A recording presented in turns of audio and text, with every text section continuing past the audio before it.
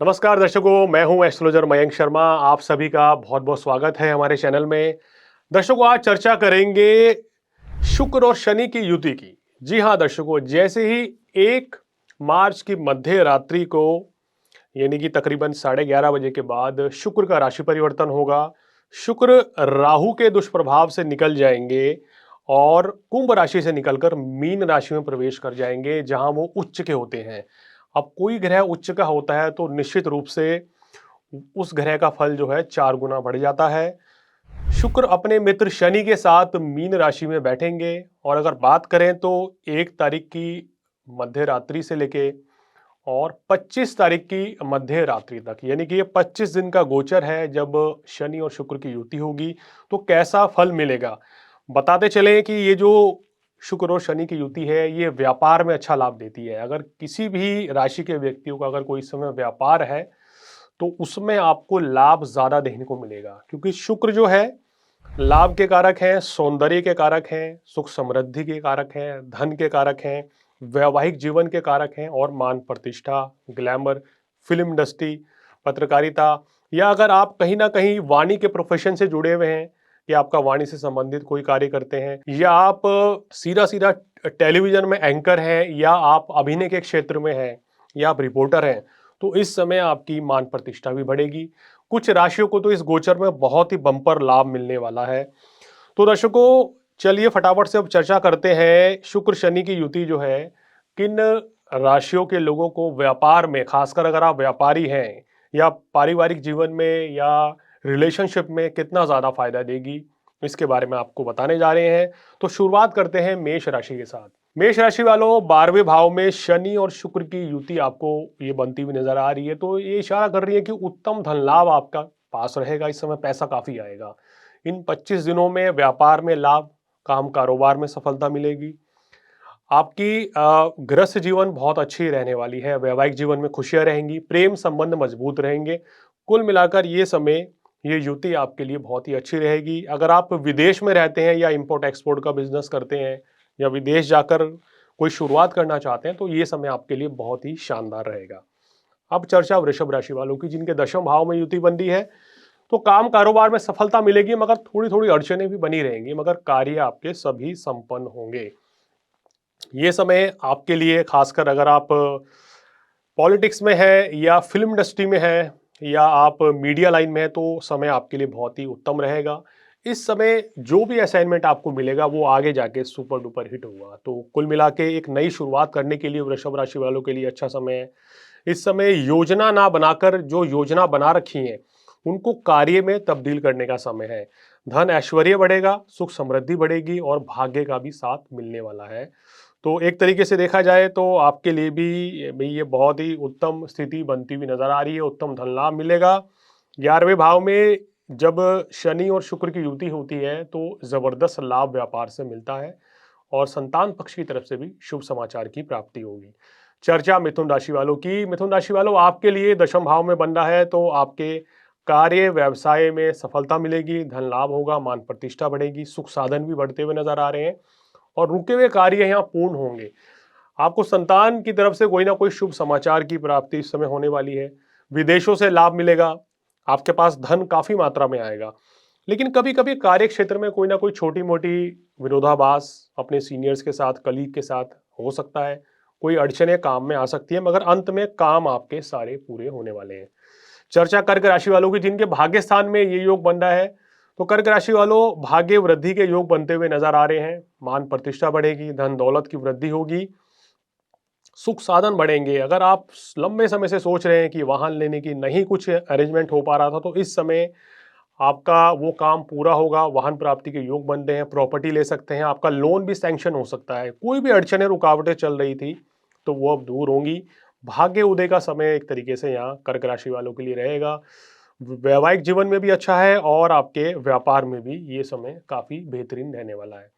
चर्चा सिंह राशि वालों की, जिनके 8वें भाव में युति बनेगी, तो आपके लिए उतना लाभप्रद नहीं रहेगा जितना कि बाकी राशियों के लिए। आपको लाभ होगा लेकिन वो बहुत सीमित मात्रा में होगा, या यूं कह सकते हैं कभी लाभ बहुत अच्छा होगा, कभी लाभ सामान्य रहेगा। शनि की ढैया के प्रभाव में इस समय शनि देव की आराधना करें, शनि का उपाय करेंगे तो विशेष लाभ मिलेगा। दशम भाव के स्वामी आपके शुक्र हैं, वो उच्च के हैं, तो कार्य क्षेत्र में करेंगे बहुत अच्छा। इस समय कोई भी कार्य आप करेंगे तो पूरे शिद्दत के साथ करें, ईमानदारी के साथ करें, तो इसका लाभ आप भविष्य में यानी आने वाले महीनों में ज़रूर कमाएँगे। तो आज की मेहनत कल रंग लाने वाली है, इस चीज़ को फ़ोकस करके चलेंगे तो बहुत अच्छा रहेगा।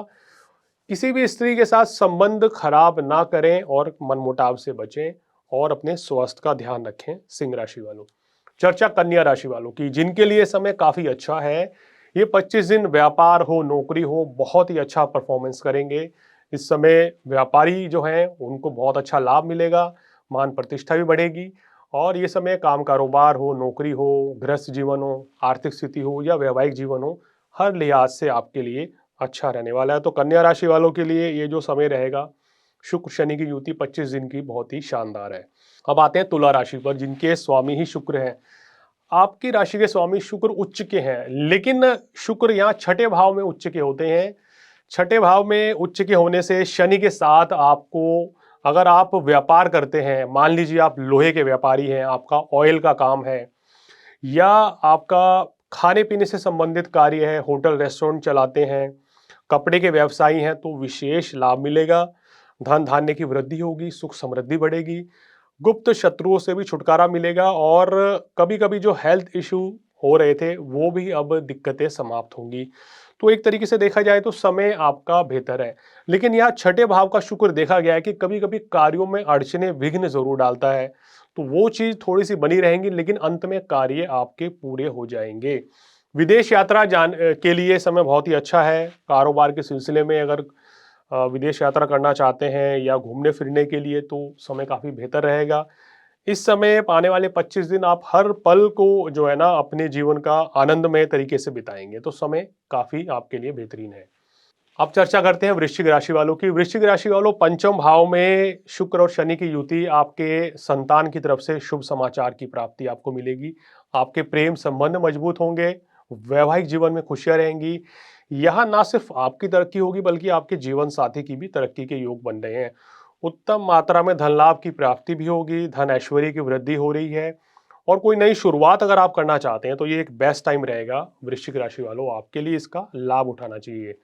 जो लोग कला, संगीत, नृत्य के क्षेत्र से हैं या आप अधिवक्ता हैं और अपना धर्म गुरु हैं, धर्म कर्म के क्षेत्र से हैं, तो भी ये समय आपके लिए बहुत ही शानदार रहने वाला है। अब चर्चा करते हैं धनु राशि वालों की। धनु राशि वालों, चतुर्थ भाव में शुक्र की स्थिति ये दिखा रही है कि सुख साधनों में वृद्धि होती हुई नजर आ रही है। आपकी मान प्रतिष्ठा भी शुक्र बढ़ा रहे हैं। हालांकि शनि की जो स्थिति है वो ढैया के प्रभाव में है, लेकिन यहाँ ढैया का प्रभाव थोड़ा कम हो जाएगा क्योंकि शुक्रदेव जो हैं अपनी शुभता को बढ़ाकर आपके काम कारोबार में वृद्धि कर रहे हैं और धन लाभ भी दे रहे हैं और सुख समृद्धि भी बढ़ा रहे हैं। लेकिन यहाँ दशम भाव पे शुक्र की नीच दृष्टि होगी, तो कार्य में लापरवाही ना करें। आज का काम कल पे मत टालें, ऐसा ना करें। और कार्यस्थल पर किसी के साथ वाद विवाद से आपको बचना होगा। चर्चा मकर राशि वालों की। मकर राशि वालों, आपके लिए ये समय रहेगा काफी बेहतरीन क्योंकि शुक्र तीसरे भाव में उच्च के हैं और आपके पंचम भाव और दशम भाव के स्वामी होकर उच्च के हो रहे हैं। तो समय आपके लिए बहुत ही शानदार रहेगा। शनि शुक्र की युति 25 दिन आपको बिजनेस में, नौकरी में बहुत अच्छा धन लाभ दिला रही है। नए काम कारोबार की शुरुआत होगी। संतान की तरफ से शुभ समाचार की प्राप्ति आपको होगी। छात्रों के लिए समय अच्छा रहेगा। इसके साथ साथ ही अगर आप राजनीति में हैं, खिलाड़ी हैं या वकील हैं, डॉक्टर हैं, इंजीनियर हैं, चार्टर्ड अकाउंटेंट हैं, तो ये समय आपके लिए बहुत ही शानदार रहने वाला है। आपकी मान प्रतिष्ठा बहुत बड़े स्तर पर बढ़ने वाली है। अब चर्चा कुंभ राशि वालों की। कुंभ राशि वालों, धन का स्वामी आपके जो बृहस्पति हैं, वो अभी अगर बात करें तो तीसरे पंचम भाव में बैठे हुए हैं। कुंभ राशि वालों के 11 मार्च को उनका परिवर्तन होगा। दूसरा बड़ा गोचर हो गया आपका शुक्र का, जो आपके धन भाव में आ रहे हैं। तो शुक्र का धन भाव में आना धन की वृद्धि दे रहे हैं। शनि शुक्र एक साथ यहाँ बैठेंगे तो आपको लाभ ज्यादा मिलेगा। और आगे सूर्य की जब युति बनेगी 15 मार्च से, तो वहां थोड़ी सी सावधानी रखनी होगी। लेकिन मेरा मानना यह है कि लाभ कमाने के लिए तो ये 25 दिन बहुत अच्छे हैं। व्यापारियों को व्यापार से अच्छा लाभ मिलेगा, मान प्रतिष्ठा बढ़ेगी। और धन का कहीं निवेश करना चाहते हैं तो मैं सलाह दूंगा कि अभी इस महीने आपको धन का निवेश करने से बचना चाहिए। थोड़ा सा सेहत का ध्यान रखें और क्रोध की अधिकता से बचें, तो ये समय आपके लिए बहुत अच्छा रहेगा। अब चर्चा आज की अंतिम राशि मीन राशि की। मीन राशि वालों, आप ही की राशि में शुक्र का गोचर हो रहा है। शुक्र उच्च के हो रहे हैं, शनि के साथ हैं, 7.5 पीक पर रहेगी। मगर यहाँ शुक्र देव जो है शनि देव के अशुभ फलों की कमी करेंगे। अगर आप संगीत के क्षेत्र से जुड़े हुए हैं, धर्म के क्षेत्र से जुड़े हुए हैं, कला, संस्कृति, अभिनय, तो ये समय आपको बड़ा लाभ देंगे।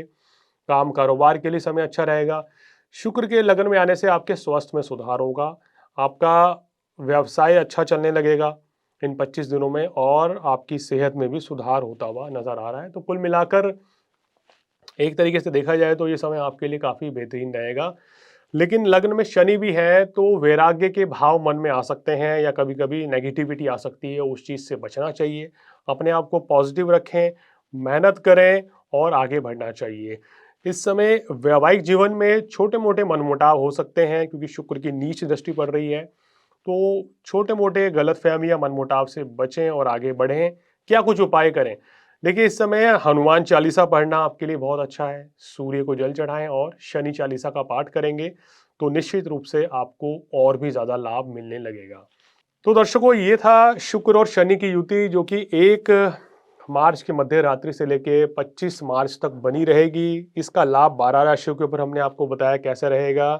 तो आज फिलहाल इतना ही। अगले एपिसोड में किसी और जानकारी के साथ फिर हाजिर होंगे। तब तक मुझे दीजिए इजाजत। नमस्कार।